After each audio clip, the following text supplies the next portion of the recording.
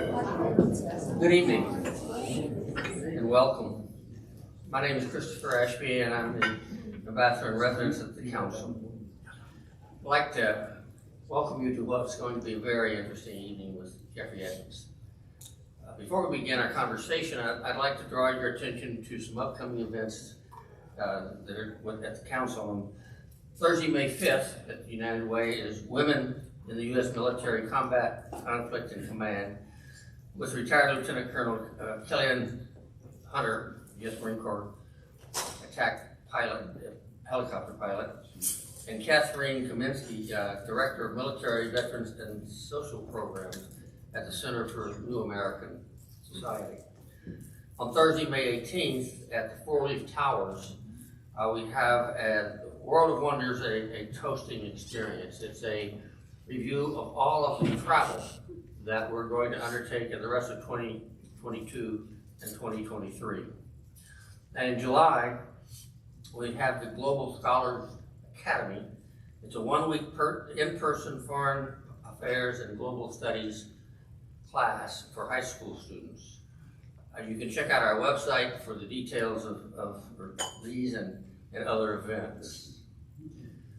Today, among adult Americans, about 7% have military experience, either from their own active duty or their own veterans. In 1990, that number was 14%. In 1980, it was 18%. It's getting harder and harder to find someone who knows both the realities of our military and of our foreign policy and international affairs. This evening, we're fortunate to have with us one of those people. Jeffrey Edmonds has served in the U.S. Army, in both active duty and the reserves, for 22 years, with tours in Iraq and Afghanistan. He's the former director of Russia on the National Security Council, and currently he is an expert on Russian and Eurasian affairs at the federally funded Center for Naval Analysis. His research focuses on Russian military, foreign policy, Russian threat perception, and Russian information and cyber operations. Prior to the NSC, Mr. Edmonds served as a military analyst with the Central Intelligence Agency, covering Eurasian militaries.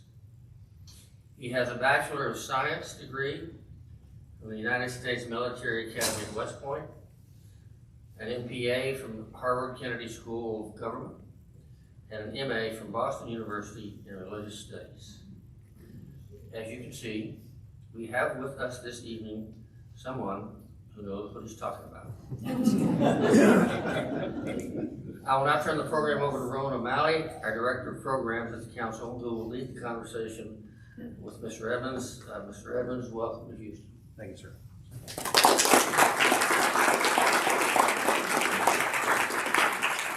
Thank you very much, Ambassador Ashby, who, as you may or may not know, himself served for many years serving in the United States. A Marine himself. I know he's not Army, but you guys can get along at least here. Jeff, I want to say, thank you very much for coming. With the World Affairs Council, I have the pleasure and really an honor of asking a lot of brilliant people, like who are some of the best people to talk about X and Y and Z, and I context my Russia context is that who's really, really good about the realities of the war right now, in particular, like the realities of the Russian military. Like, if you can get him, and if he's busy, you have to get Jeff Edmonds. So Jeff, I want to say it's excellent to have you here. Before we get into the war itself, the intelligence assessments on both sides we'll maybe discuss, but maybe just to open with regards to U.S. and Western intelligence, whether it's President Biden or Secretary Blinken or National Security Advisor, Jake Sullivan, the U.S. was saying for weeks beforehand, this is a very high likelihood. This is not just going to be, and if it happens, it's not going to be just to take over the Donbass. It's going to be a full-scale invasion. They're looking to move on Kyiv. So this intelligence assessment was very, very accurate. Can you talk about why and how Western intelligence agencies were able to be so definitive about it, but then also maybe on the other side of it, how did they perhaps not fully assess or correctly judge the actual will and capability, incredible will and capability of the Ukrainians to fight?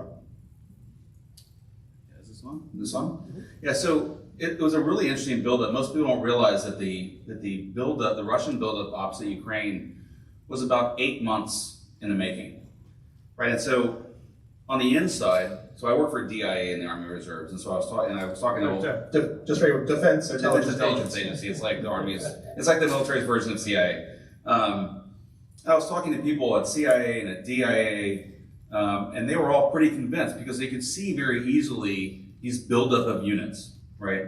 And I assume, I don't dive deep into the top secret stuff because I'm afraid, I just want to keep those two worlds separate. But I assume that there was other stuff there. There was either signals intelligence or other things that really convinced the intelligence community this was going to happen, right? And having served at CIA, I will tell you that we're kind of wishy-washy when it comes to making really like dire predictions, right? It's kind of like, well, this might happen if this happens, and that might happen. This was look, guys, this is happening. On the outside, in the think tank world that I exist in now, there was a lot of back and forth on this. A good colleague of mine, Mike Kaufman, and I published an article on February 22nd in Foreign Affairs saying, hey guys, this is going to happen, and it's going to happen all across Ukraine. They're going for the whole thing. And we were a minority view at that time. But for those that were watching the Russian military and listening to Putin, it became pretty clear. You don't deploy 70% of your ground forces opposite another country without having, that's not a bluff. That's not, you're not just trying to intimidate somebody. Also, the rhetoric over the course of those 8 months, you just heard Putin talk about red lines and the fact that, the agreements that Ukraine and Russia had agreed to, like the Minsk agreements, there was no movement on those. There was continued, support from NATO and the United States to Ukraine. And so in his mind, it was very clear that they were not going to get what they wanted in Ukraine. And that was the rhetoric very, very much changed over the course of a year. And so we were like, look, this is really, he's going to do this thing. Everybody's like, Putin is like, an enigma, all these other things, you can't tell what he's thinking. That's actually not true, in my opinion. He's actually pretty straightforward with what he wants to do. The problem is we don't like to hear it, right? It's like he has a certain freedom of maneuver, and it doesn't fit within our bounds of what we consider normal behavior. And so we kind of think, well, this is really mysterious that he did this. Usually he's told you he's going to do it, right? And he alluded to this in Ukraine. So I think on the Ukrainian side, like you and I talked about this in the car, what really baffled me and others was right up until the invasion, President Zelensky was saying, this isn't going to happen, this isn't going to happen. We have a saying in the Army, hope is not a method, right? It's just not a thing. And I'm like, you're hoping. And maybe that was a political move. He didn't want to give Russia a reason, like a pretext to invade. But I think part of it from the Ukrainian perspective was that the noise, not for us, but if you're a Ukrainian since 2014, there's always a specter that Russia's going to invade. And there are buildups, there are exercises, and they calm down, they build up the exercises. And so you're used to this. And what you may become deaf to is a signal spike in like how the forces are arrayed across your border, and just think this is just another case of the Russians demonstrating that they can take over Ukraine. Fortunately, they've done really well, but I think they could have done, actually, believe it or not, I think they could have done better had he really realized that like this was coming. But it was a very torn, the intelligence community, the Biden administration was great on this point. In the world of television and think tanks and all this other stuff, it was not at all, there was not a unanimous belief that Russia was going to do what it did. And just, related to that, and obviously it's much more difficult to gain the intelligence and assess something as intangible as the will to fight and the incredible courage to fight. There were some who said, well, they're going to invade, but they can take Kyiv in a week or something like that. Is that just a much harder thing to assess, a country's actual will to fight, whether it be the Afghans collapsing quickly at Kabul or Ukraine shocking the world at fighting so bravely? Yeah, so I will be the first to say that, at least from my perspective as a Russian military analyst, I was a senior Russian military analyst at the CIA. I've studied the Russian military for a long time. This is not what I predicted. This is not, I did not think the Ukrainians would fight as they have done. I did not think the Russians would do as poorly as they have done. I actually have an article out today trying to understand, from the Russian military analytical community, how did we get this so wrong? We didn't get everything wrong. Part of this, and this kind of brings up the whole, why is Russia doing so poorly bit. And there's really two different categories that I put this into. There are the contingent things that are contingent on this particular conflict and the way it was carried out. And there are those weaknesses that are just inherent to the Russian military. We're trying to disentangle those. But I guess what people didn't understand is that the Russian military itself did not realize it was going into Ukraine, for the most part. My understanding is that below the general officer level, no one knew this. And, when I deployed to Afghanistan, when I deployed to Iraq, I knew where I was going, right? I knew what I was doing. I could communicate to my family. I had time to mentally prepare for that, physically prepare for that. I knew what I was doing. I didn't know exactly what would happen, but I was in the right mind frame. Imagine going to a training center in the United States and then suddenly invading Canada, right? It's not only are you invading another country, it's a country you have very close ties to, and you're being told these are all, they're drug addicts and neo-Nazis. They're going to, the population is going to throw up their arms and welcome you when you come in. So imagine not knowing you're going to combat, and then suddenly invading a country that, oh, by the way, is armed with the most lethal weapons that we've been able to give them for a while. And so you're having your comrades die left and right. And so I think that, Russia's ability to fight, it's hard. We're trying to do the hard work now of figuring out going forward how much of this is inherent to the Russian military. They just don't do well at certain things, combined arms operations or close air support, things like that. And then how much of it was just, hey, if you're a president and you want to screw over your military, Putin's got to play for you, right? I mean, it's really got to play. I mean, I said that, I was like, in the think tank or at the CIA, have these war games. I'm like, literally, if I was given the task of hey, I need you to war game how best to set your military up for failure, I'd be like, well, Putin's already done, right? So it's just really, the willingness to fight on the Russian side and the Ukrainian side was very hard to tell. And lastly, and we'll get into the war itself, in terms of Russian pre-war intelligence and their assessments, whether it's the GRU, the military intelligence, or other intelligence services,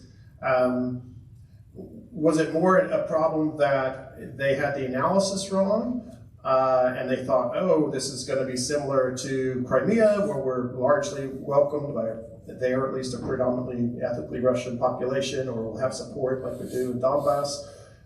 Or was it that there were people, probably mid-level intelligence officers, who said, what the hell, this is going to be a big mess, but people are afraid to go up the chain of command? I mean, you don't tell Stalin not to do X, and maybe you don't tell Putin not to do X. So I think that the Russian political military establishment believes in certain narratives. You cannot convince them otherwise, that the West is out to get them regime change, and Ukraine's part of that. So you had the Orange Revolution in Ukraine, you had the Maidan protests. The Russians just consider those bookends on a large operation by the United States to turn Ukraine against Russia, right? They honestly think we have these large strategic plans. I'm like, all you really need to do is, maybe we should just give Putin an internship at the White House. I've been there, and I'm like, it's not as strategic as you like to think. But that aside, I mean, their intelligence organizations are not like the CIA, where at the CIA, we have mechanisms in place. If you're a politician, or if you're in the CIA and you attempt to influence the analytic line that analysts have come up with for political reasons, I can call a number when I was there, and it starts a process you can't stop, right? That's a result of 9/11 and Iraq and things like that. It's like the organization is now built to speak truth to power. That doesn't exist in Russia. No one's going to walk into Putin's office and say, well, Vladimirovich, your assessment is just off. the Ukrainians are actually going to put up a fight, you're going to lose 25% of your armored force. No one would do that. But that goes back into the Cold War. The Cold War was famous for intelligence officers literally reporting up to what their bosses wanted them to hear. And that's the last thing you want your intelligence services to do. And so I think that over time, Putin's very isolated. He has certain narratives in his head, and he's communicating those, and those just go down. They go down the ranks. So like his idea that that Ukraine was created by the Soviet Union, it doesn't really have its own national character. Its current government was propped up by the United States. That becomes, when he says that becomes in a Russian system, that becomes truth, right, all the way down the thing. And so I think in a certain sense, Russia, like Russia itself is blind because it just like listens to Putin. It's like, okay, this is what the truth is. And with regards to the mechanisms and the pace of the war so far, 2 months in, is there perhaps maybe a bit of irony that 8 years ago, 2014, Russian, quote unquote, ethnically Russian separatists or Russians who are taking a vacation, are fighting in Luhansk and Donetsk in the far east of Ukraine, and perhaps something, Putin might have been delighted about that and thrilled about that, the military as well. But is it perhaps maybe ironic that those 8 years and the 14,000 people, whether separatists or Ukrainian nationalists who died, that it gave the Ukrainian military 8 years to really come up to speed, to learn Russian tactics, to learn their communication methods, and maybe more importantly, get high-level Western weaponry? Yeah, so there are a number of factors there that really make this very different than 2014. One, they did learn. So the Ukrainian military was handedly defeated in the east, not by Russian separatists, but by good old-fashioned Soviet artillery. Right, the Russians, the Ukrainians were actually beating the separatists back. The Russians said that's enough. Sent in regular army units, lots of artillery. The Ukrainians didn't know how to react. We didn't give enough support to them at the time. And I was there. I was in the administration at the time. We just didn't give them enough support. Didn't quite understand what was happening. And since that time, we have worked with them, right? But what I will say is a lot of us didn't understand, at least on the outside and on the inside. I've talked about on the inside. There just aren't a lot of Ukrainian military analysts out there. Right? There are a lot of Russian military analysts, or a fair number, but everybody was like, well, Ukrainian military, we know we've been helping them, we don't actually have an idea how well they're going to fight. And so that, plus the fact that, we were saying earlier, in the administration, we were debating giving quote-unquote lethal aid, I don't like that label, to the Ukrainians. We were talking about 160 javelins, right? And so at the time, when I was at the White House, I was like, just please understand this, I'm not for or against this. 160 javelins just doesn't make a difference operationally. Like, I'm a tanker. I was born and bred tanker. And like, I've got a lot of tanks. 160 javelins isn't going to do it. The Biden administration has given thousands. And that's a big difference. And so that's the other, besides the Ukrainians learning from the mistakes they made in 2014 to 2015, they also have the backing of Western governments. It's a different kind of fight. And they've done remarkably well. And so I think the Russians are absolutely shocked. Well, the world has been shocked by how well the Ukrainians have done, but two, how poorly the Russians have done. And for the war itself, obviously, despite what Putin's saying now, that our real focus, our real intention is the Donbass, it's the eastern parts of Russia, and maybe parts of the south. Kiev was absolutely a core target. The idea, presumably, to Zelensky that he'd flee or he'd be captured and killed, and they put in a puppet government. Can you tell us, in essence, what were some of the biggest reasons for Russia's disaster in basically Kiev and the region? So I think that, again, there's these two categories that I put things into, either Russian inherent weaknesses or the political setup, like setting your military up for failure like Putin did. They really honestly thought that the Ukrainian government would collapse. And so one thing we thought was that the Russians generally think that the United States has set the standard for modern military operations. They've watched Iraq, they've watched Afghanistan, and there's a general, and when you look at their strategic exercises, there's a general narrative there, right? They have to absorb a large aerospace attack from the United States, they grab some ground, whether it's the Baltics, Poland, or whatever, and then they fight back, kind of retreating, but inflicting a lot of casualties on the United States and NATO to drive them to the negotiating table. That's generally how the narrative of the Russians, like the Russian military, that's the war they prepared for. And so when you look at Ukraine, it's almost the opposite. Because the Russians have the nice Air Force, the Russians have long-range strike capability, they have the bigger force.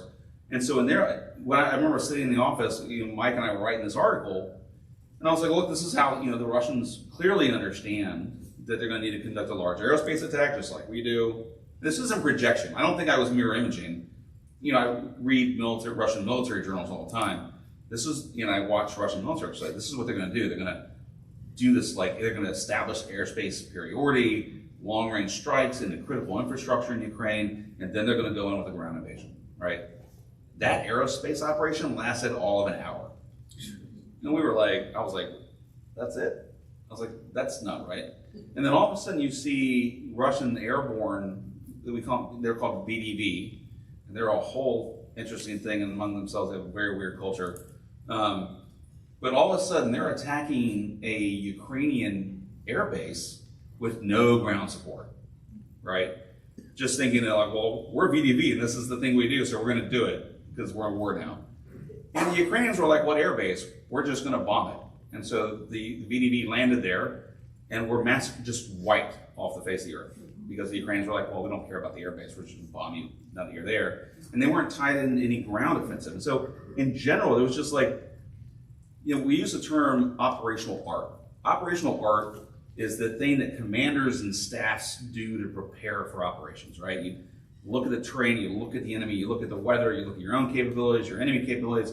Staffs do these things, we create PowerPoint slides, and we're all good to go, right? The Russians didn't have time to do that. And I think to the earlier point, the political side of this, from on high, they're told look, you just need to get to Kyiv. If you can get to Kyiv, get to Zelensky, 72 hours, this is over, right? When you take him, the rest of it's gonna fall. And it's like going full speed into a brick wall outside Kyiv. And I just think they were shocked.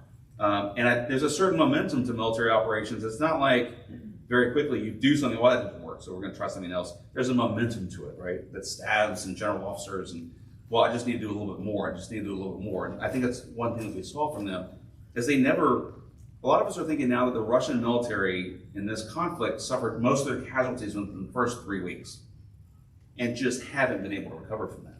Simply because the entire military that had been trained to fight opposite NATO with, different combined arms armies and staffs and aerospace forces was basically forced I just need you to drive down that road into that city and take that guy. And that just didn't work. And you touched upon it, but why is it they were not able to establish air superiority, at least not over the areas they already controlled or that were close to the Russian border? I mean, I think that probably surprised a lot of people. Ukrainian Air Force has done incredibly well for what they have, but they're minuscule compared to the Russians. So I would say of the failures of the Russian military, that's probably the biggest thing that we're still trying to figure out. The Russians have advanced fighters. They have precision-guided munitions, and they even have, they just have a lot of munitions. They practice a lot. Russian fighters are pretty advanced when you on the whole. What we've come to realize, we always knew that their pilots don't get enough hours, as many hours as ours do. And we've realized that we don't think they're able to conduct complex air and joint operations, right? We were watching them in Syria, and we're like, well, okay, they're learning this in Syria, and we would listen, to them. They're coordinating air, ground strikes. Syria is a different thing than Ukraine, right? And there wasn't a large ground force. There wasn't a large ground combat in Syria. It was more observers calling an aircraft to strike certain targets. It wasn't like, you have your forward line of troops here, they're in heavy contact with the Ukrainians or whatever. You've got to go in and strike targets at low altitudes to assist, people on the ground. That is a very complicated thing to do. We're very, very good at it, very good at it. The other part of this was that, the fact that we gave the Ukrainians and the Ukrainians themselves really contested those lower altitudes with Stingers and other things, the altitudes that exactly the Russian Air Force needed to function in.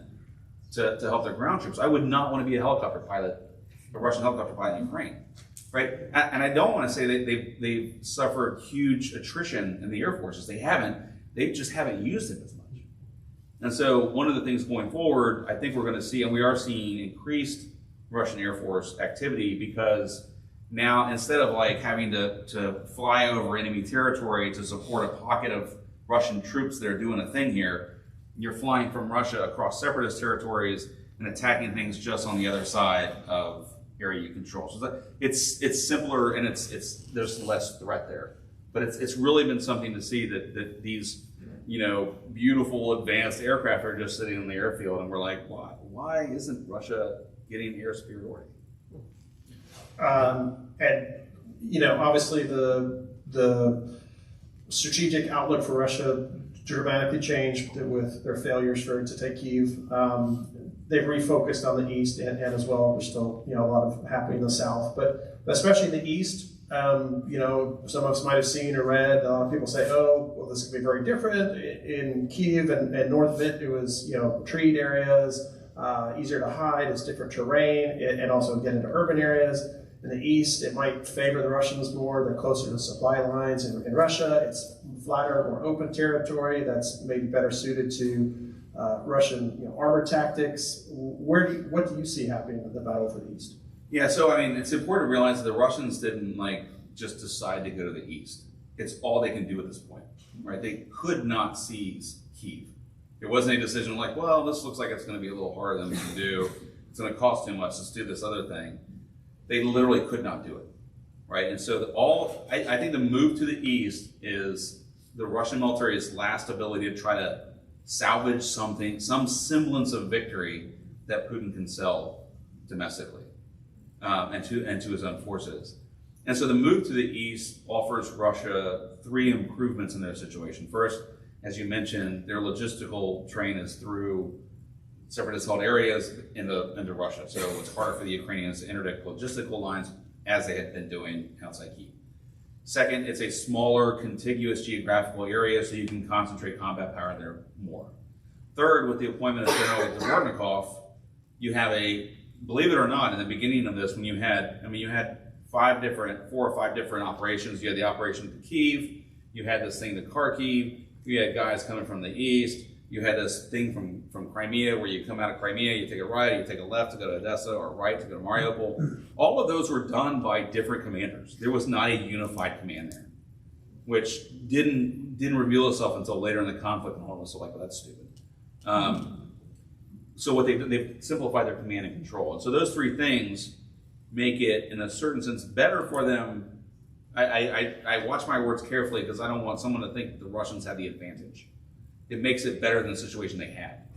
The thing that most of us are watching is that the amount of casualties the Russian military suffered in the first 3 weeks of this war are staggering. And we're still trying to figure that out. DoD thinks that 25% of their armored force is gone. So in the military in general, you may not realize this, but if you have a platoon or a company or a battalion, the numbers vary a little bit, but if you're at 30% casualties, you are combat ineffective. From a psychological point of view, you cannot, like if there's a battalion and they're 30% or worse, you can expect very little out of that group. In general, I mean, this is a metric that's applied over history and things like that. There are obviously units that have done really well lower than that, and you know, but in general, it's just a good marker to understand how much the Russians have really gotten their nose bloodied in this thing. And so Dvornikov not only is trying to cobble together a bunch of different units and into a cohesive whole with an operational purpose, he's also bringing together, you know, this hobbled, low morale force that really got punched in the nose really hard, right? Where guys are like, 1, why am I here? 2, why is everybody dying around me? And 3, what are we doing now? And so I think that's the situation in the East. And I'll just, you know, close this question. I think that I've gotten a sense from some, you know, I've tried to say this in the media, that because they're focusing on the East, where the separatists are, that the Russians have this in the bag. I do not at all think that it is a guaranteed outcome that the Russians actually get even their revised strategic aims, which, by the way, you have these two, I'll call them provinces, they're called oblasts, Donetsk and Luhansk. The separatist regions are, since 2014 have been in these two provinces, but they haven't controlled all of the provinces. They've actually controlled very little of them. And so the revised aims are to control both of these two provinces, and then have that be, we think that's his new, like, if I can control these two things, hey, forget about that Kyiv thing. We did what we wanted to do there, right? And then we're going to do we're going to grab these two things and go home. And we think that those are the revised aims. And I am not at all convinced that he's able to do that. Yeah. As just cruelly, manifested by the absolute devastation of Mariupol, people say, oh, maybe it's going to change. We have new General Vornikov coming in. Some people say he was also called the butcher of Syria for the absolute obliteration of East Aleppo. But well before that, you talk to anyone who's been on the ground in Grozny, the Chechen wars, it was absolutely obliterated. They've obliterated Mariupol. I don't think this is one person. This is 20 years of Russian tactics. Right. That if we can't politically or strategically or tactically come up with a way to win, we'll absolutely devastate the civilian population, and hopefully that'll force their political leadership to kind of beg for mercy. Do you think that's what the plan is? Yeah, so there's this thing called essentialism, right? And it's the idea that, well, such and such is essential to Russians or Americans or what have you. And there's a general push against that kind of like, just saying like this entire country, all these people are just this way, right?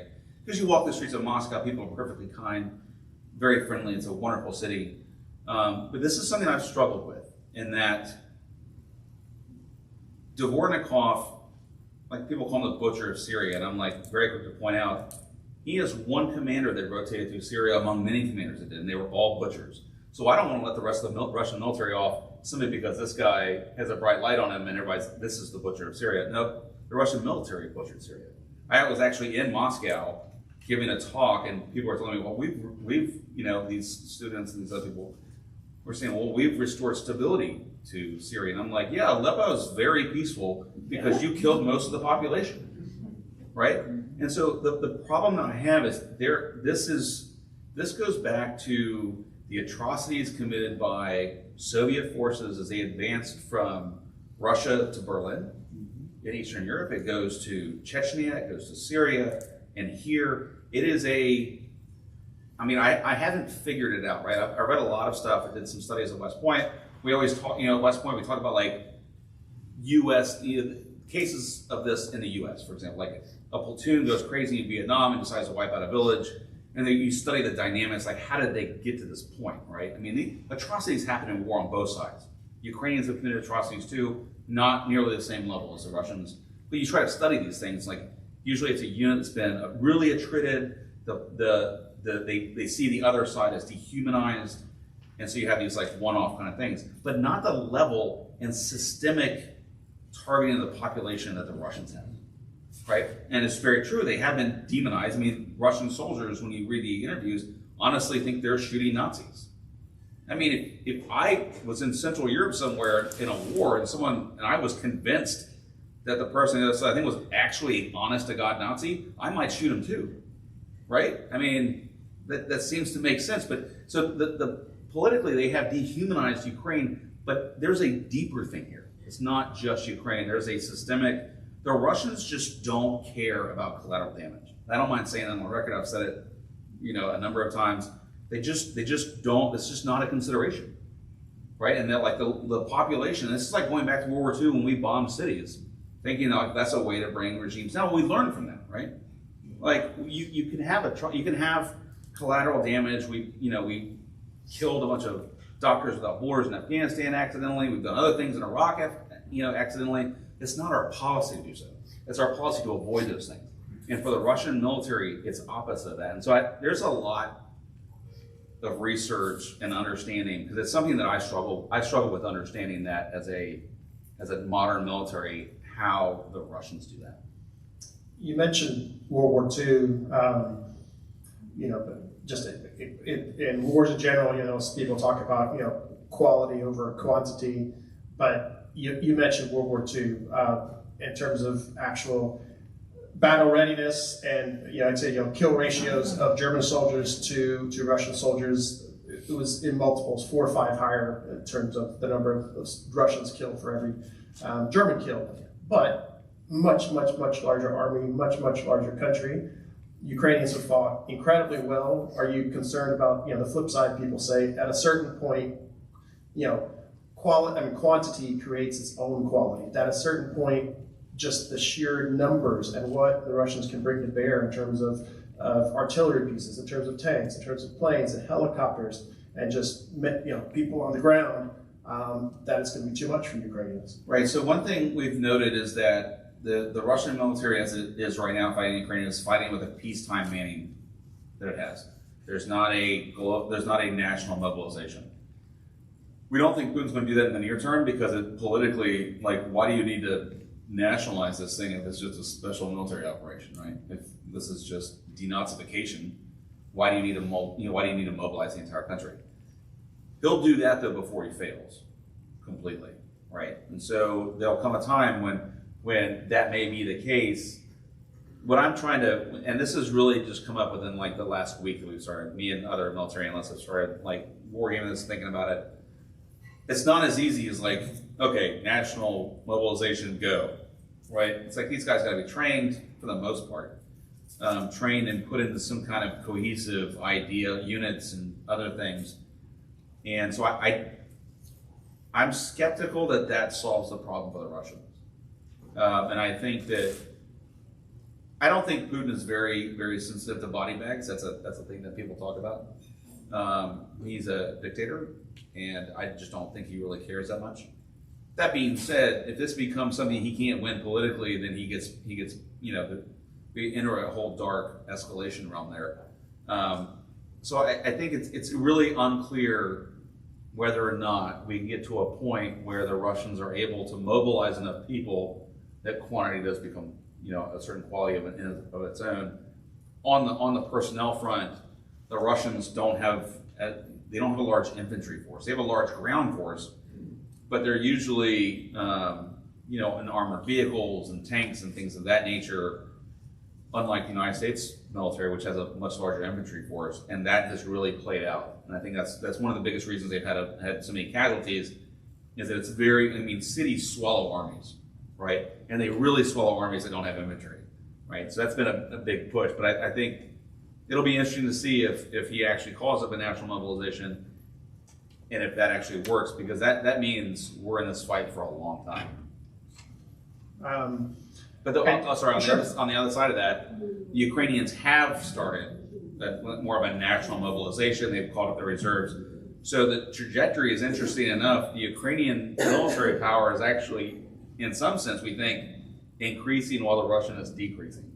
And so if this continues, it's amazing to me how effective the Russians are at creating exactly the situation they're trying to avoid. They could walk out of this with a very heavily armed, very capable enemy on their border, Sweden and Finland and NATO, and continued support to Ukraine. So this is a side note. Definitely. Complete polar opposites of his intentions. With regards to one of the biggest concerns of why we initially were just supplying javelins and stingers, now we're applying bigger and more advanced weapon systems, was the concerns about escalation. Recently people might have seen a Russian general inferred that they want to take the entire southern coast all the way to Odessa and maybe link up with Transnistria as a breakaway portion of Moldova. Do the Russians actually think they'd stretch and widen the war to Moldova, or they get so angered at NATO equipment coming in and say they'll strike a few convoys or ammunition that are kind of based on the Polish side of the border before they get in?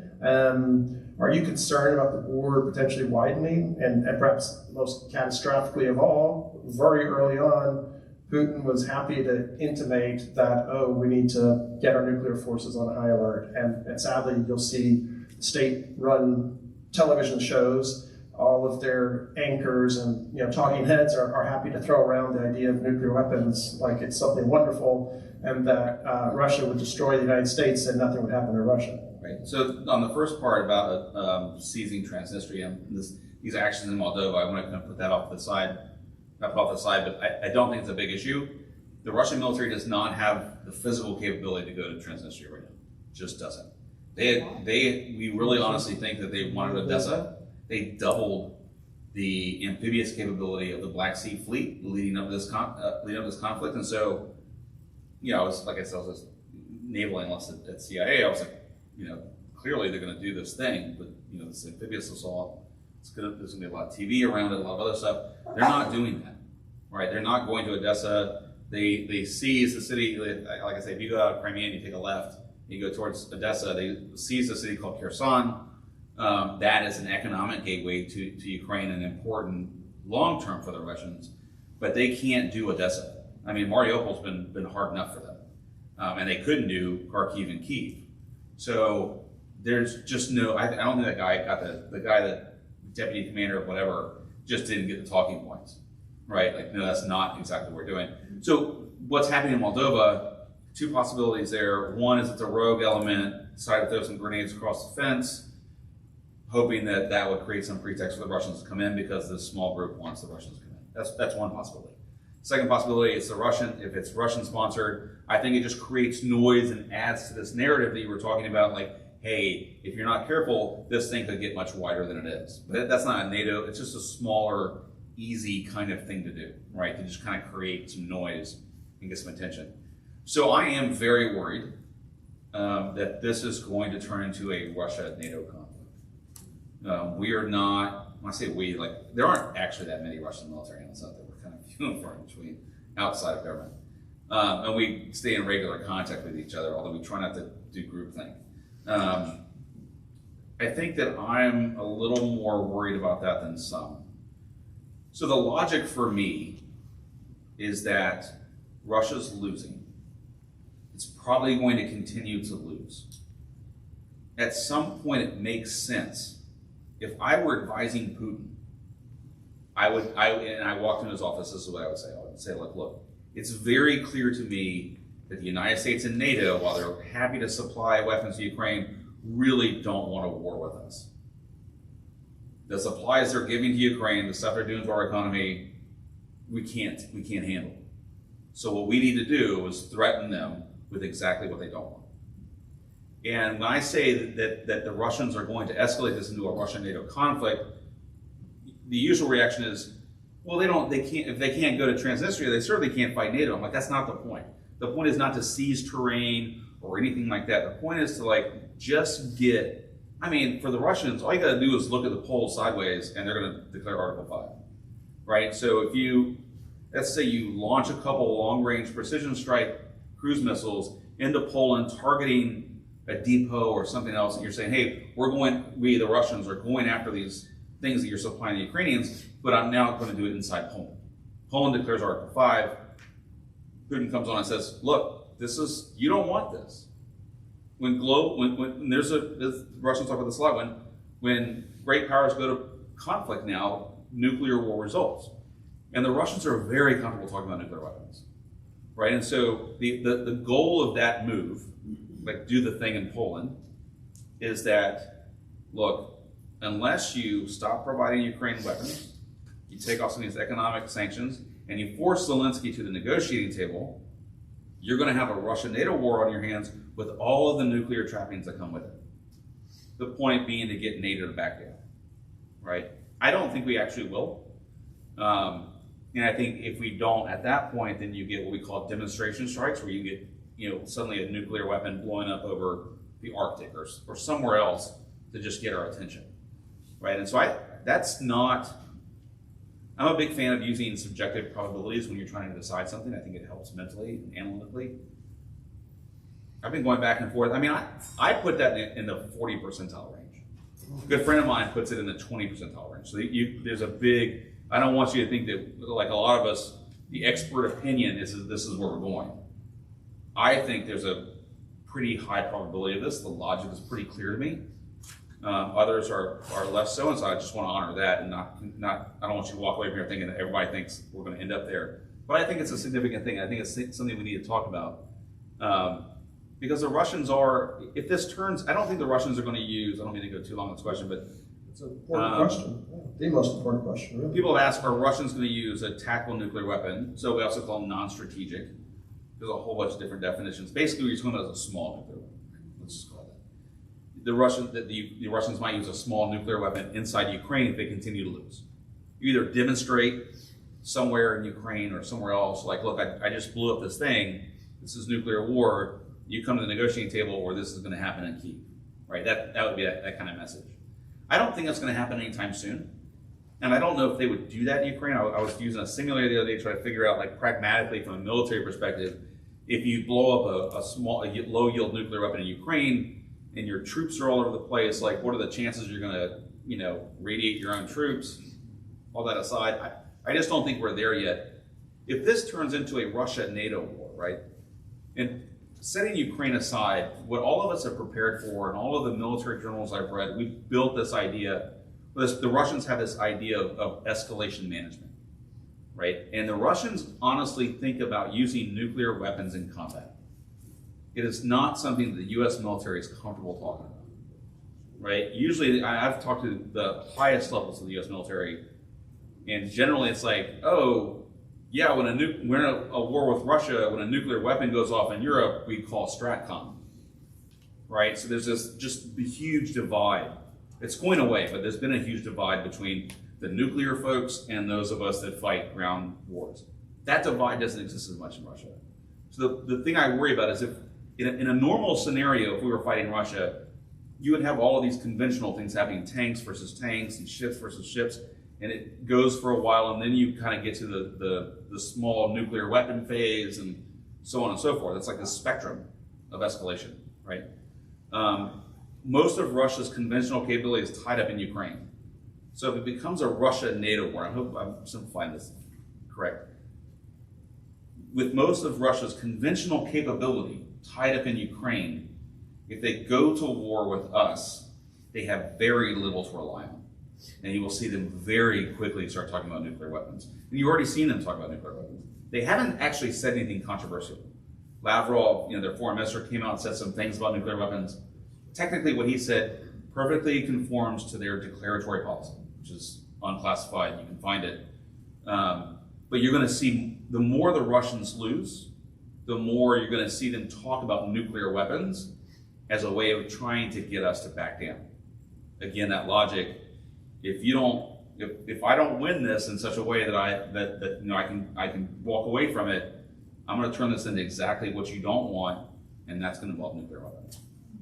So, sorry, it's a very dark scenario. Yeah. It's something I think about a lot. I'm not trying to say that we're on the verge of nuclear war with Russia. There's a logic there that I think people need to be aware of. And we had 3 or 4 questions already related to the nuclear threat, and just kind of follow up to that. Just an audience question. Donnie asks, how do you prevent World War III miscalculations for both sides? So I don't like calling it World War III because this doesn't involve China currently. And I don't think China's, I'm not a China expert, but China experts that I've talked to, they're not going to get involved in this. I think that's very hard to avoid. So we're going to continue to provide weapons because we're winning. The Ukrainians are winning. We're not going to suddenly pull a 180-degree turn simply because we're worried about the Russians turning this into a Russia-NATO war.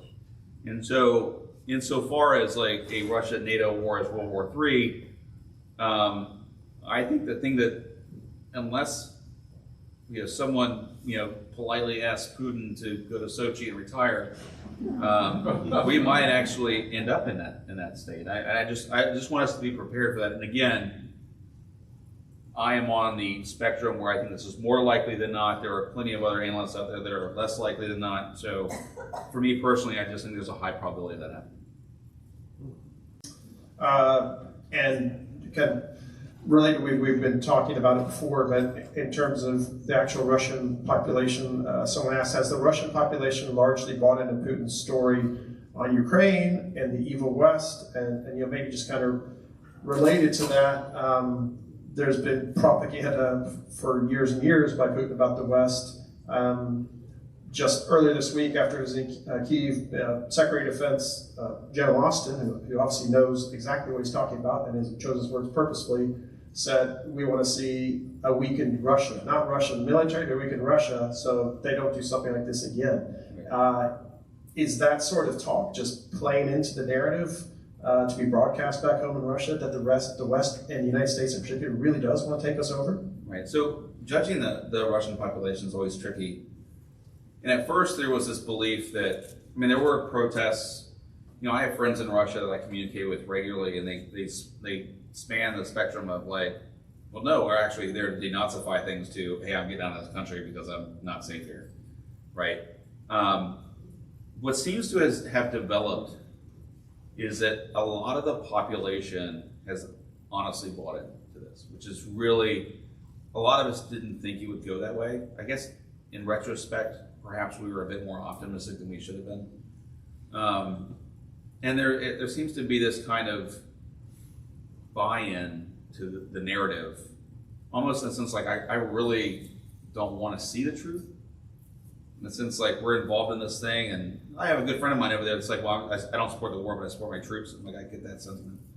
But apparently there are there's a significant part of the population, most of it older, where the talk of denazification and World War II and things like that, like this Nazi kind of thing, really resonates. And the narrative of it's the West versus us, there has been kind of a rally around the flagpole effect here. And Putin didn't need to do a lot to convince him of that. This is a narrative that the Russian leadership has talked about for decades, right? The West wants regime change in Russia.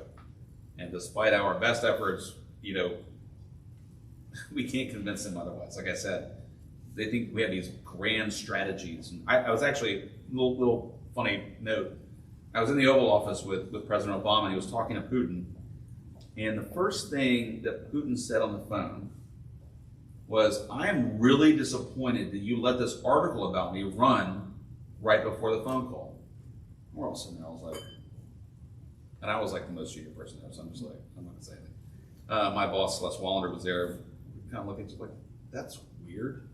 Why would he think that, like, surely he understands that we don't control the media. That's just not the case, right? And so it's hard to overstate how misinformed he is and the population is, and how intransient, how the traction that these different narratives have.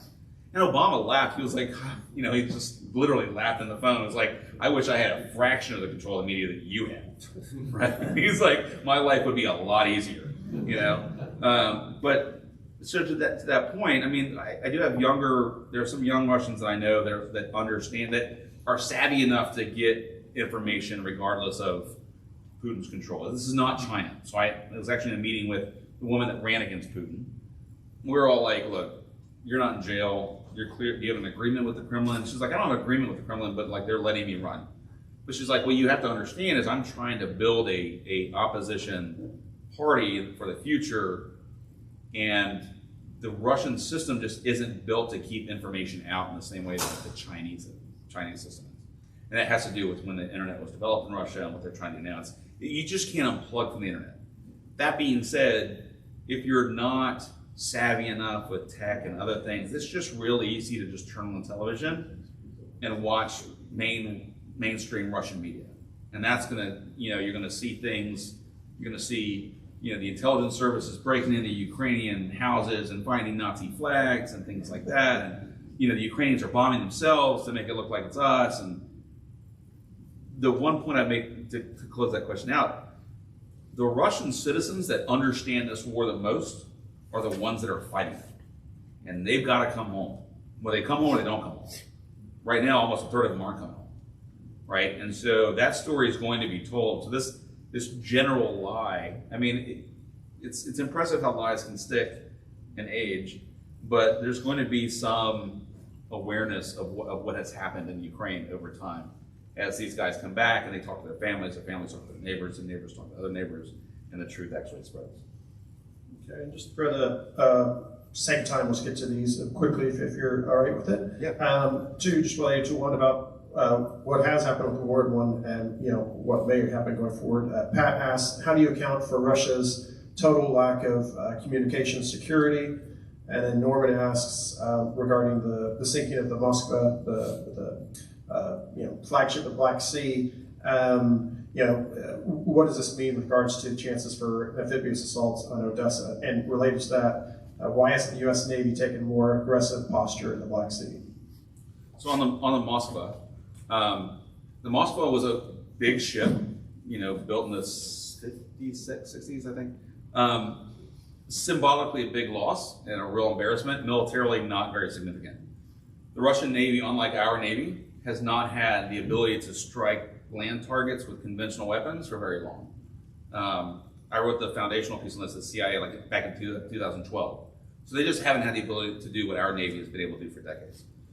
Moskva was not modernized. They've tried to modernize a lot of their Navy and put these capabilities on the ships. Moskva was not one of them. It had some air defense capabilities, some cannons, some anti-ship stuff. So militarily, it's not as if that changed the trajectory of the war. It's a huge embarrassment, right? The Russians just didn't think that these Ukrainian Neptune missiles that they've only developed since 2015 actually work. Well, apparently they do. So that's the Moskva. Huge embarrassment for Russia in general. The other question was, and related to that, the Moskva. So, The do Navy. you rule out an amphibious assault? Kind of Right. in southwestern Ukraine, Yes. and the U.S.'s role in the Black Sea. right, so I definitely after the Moskva, I think even before that, the Russians weren't going to conduct an amphibious assault on Odessa because they just don't have the ground force to link up with. It would be a very small force that would go in and would probably get emaciated by the Ukrainians. So I don't think, even after the Moskva didn't affect it that much. I think it's more a function of the ground forces. On the U.S. Navy in the Black Sea, I think if our goal is still to avoid trying to give Russia an excuse to escalate this, I think kind of backing off the Black Sea a little bit's fine. The Black Sea is a very small area. Modern anti-ship missiles have a real long range, and so it's real close proximity stuff there under a real tense environment, and that could spark really fast, whether through unintentionally or intentionally. So I think that's one of the reasons behind that. There was another question. And then can you explain the complete lack of communication security? You hear Russians using actual cell phones or open channel radios. Right. So this is another thing it's really puzzled me, and I don't have a great answer for it. Prior to this, I'd written a couple pieces. I focused on Russian command and control systems. So the Soviet military was a brawler, right? Couldn't see very well, but if it grappled onto you, it could really beat the hell out of you, right? So one of the things they tried to fix, especially since the Georgia War, was this idea of battlefield awareness. Not only getting your own awareness, but denying your enemy awareness of the battlefield. Battlefield information dominance. And there are a number of systems from this thing called Strelets, where Private Edmonds can call in a strike with his thing on his wrist, and it goes back to whoever. And even military analysts that I talked to in Russia were like, yeah, these things are fielded, they're using them, and we just haven't seen them. I'm like, what? Why? Or the fact that Russians really concentrate on electronic warfare a lot because they understand we're very much a network force. And so it makes sense, something, since the end of the Cold War, to focus on, breaking up the system of systems that is the U.S. military. And we haven't seen a lot of that either. Now, some of that, I'll caution this by saying all of that is based on open source information. And so I obviously don't have access to everything.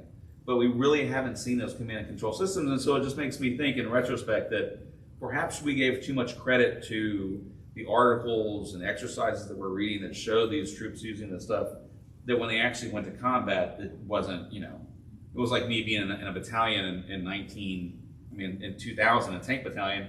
There were these really fancy things that the brigade had. I never saw them in the field, and so if I suddenly go to combat, they're like, hey, here's this thing, and I'm like, I don't know what that is, and I don't know how to use it, so I'm just gonna use a Motorola and try to communicate. You know what I'm saying? It's that, maybe it's that kind of thing that this was all, there was more publicity behind this than actual, our troops know how to use these things. And lastly, just two kind of good questions to kind of put it all together. One person asked, given Russian willingness to use chemical/biological weapons in Syria and Russian tactical nukes, perhaps, how badly do we want Ukraine to punish Russian armor and ground troops Do we really want Putin to suffer an embarrassing failure? And then Alan, I guess the question everybody's wondering, what is the end game? Where do you see this going? Yeah, so the first question is a great question because it clearly defines two different communities, at least in DC, the foreign policy community with some Russians and with people that focus on Russia. There's the camp that really wants to push the Ukrainians towards a negotiated settlement because you want to avoid conflict with Russia at all costs. And all the, like I said, the nuclear trappings and all the other stuff that goes with that. And the Ukraine is not a core national security interest, right? If it was, we would be there, right? We'd be on the ground. As big as it is right now, as much as we're providing, I would still argue that it's not a core national security interest, like in the same way that a NATO member is, right? And so there's that argument. And the other argument is like, look, blood in the water, we want Putin to impale himself on this and to bleed out, right? And I will be honest with you that I was traditionally more on the, well, we really don't want this to turn into a conflict. And I don't want it to turn into a conflict, but I'll be completely open and honest and say that I am more hawkish now than I used to be. Because I think I share a certain sentiment with the Europeans and those in the administration, like, this just isn't acceptable anymore. It's not just seizing Crimea. Hardly anyone died in seizing Crimea because most of the Crimeans want to be Russian anyway, right? That's not something you say in DC because you'll get hung, wherever. I would actually encourage the Ukrainians, like if there was negotiations, I'm like, just give them Crimea, just give them Crimea. It's not a big deal. You only had it for like 70 years yourself, so just give it back. That being said, so there is a divide, and you'll see this divide. We're all on Twitter, which is horrible. It's like the fastest way to gain information today, and I hate being on it, but I'm on it all day long, doom scrolling. There's a big divide right now in the policy community, and I think to the other question about Secretary Austin, is that I think his comments that we want to weaken Russia actually just capture what we're already doing. When you look at the economic impact, when you look at the devastation, that we're creating that we're helping the Ukrainians create within the Russian ranks, military ranks, we're already kind of doing that. And the idea that we just don't want Russia to do this again, I think is a natural extension of that policy. And people are like, well, you shouldn't say it out loud. I'm like, come on. I actually find it kind of refreshing that someone comes out and says, well, this is our policy. And this is what we're going to do. The Russians have a choice here. They're going to make their choice. And so my opinion is to stay the course. The Minsk agreements that came out of 2014, 2015 were largely forced on the Ukrainians because they were losing against the Russians, Europe, us. We just didn't want this to go any further. So we kind of like, look, you need to get an agreement. I don't think we should do that again. I think if the Ukrainians want an agreement, they can pursue an agreement. If they want an agreement, we should support them. If they don't want an agreement, I think we should support that too. Right now, they're fighting for the territorial integrity of their country, and I think we should support them as much as we can. And then just kind of where do you see it 3, 4, 5, 6 months from now, a relative stalemate where Russians hold some or a lot of what they already hold, or do you see the Ukrainians actually perhaps making big advances? And then at the highest level, do you see any actual realistic challenge to Putin within his circle? So where it stands, if you're a betting person and you wanted the safest bet, I would say that the Russians do not achieve their strategic objectives and the Ukrainians do not push them out of Ukraine. Right? That's like the safe middle ground, kind of a stalemate back and forth.